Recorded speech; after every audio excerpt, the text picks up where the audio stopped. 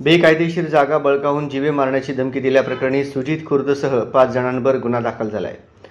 सुजित खुर्द हा शिवसेना शिंदे गटाच्या युवा सेनेचा प्रदेश कार्यकारिणी सदस्य आहे, तर अर्जुन सलगर हा धाराशिव लोकसभेचा वंचित बहुजन आघाडीचा सन 2019 सालचा उमेदवार राहिलेला आहे। यामध्ये विजयकुमार आराध्ये, केदार आराध्ये, अर्जुन सलगर, सुजित खुर्द, सुजित कोकरे आणि इतर 5 साथीदारांवर गुन्हा दाखल झालाय। सोलापुरातील छत्रपती शिवाजी महाराज चौकालगत असलेले हॉटेल जेसीबीने रातोरात पाडून पावसामुळे जाड पडल्याचं भासवून जागेचा ताबा मिळवल्याचा आरोप असल्याप्रकरणी आरोपी सुजित खुर्द याला पोलिसांनी चौकशीसाठी ताब्यात घेतले। यातील अर्जुन सलगर हा राजकीय नेता असून सराईत गुंड आहे। अर्जुन सलगरवर एकूण 14 गुन्हे दाखल असून यापूर्वी खंडणी मागणे, बेकायदेशीर जागा बळकावणे असे गुन्हे त्याच्यावर दाखल आहेत।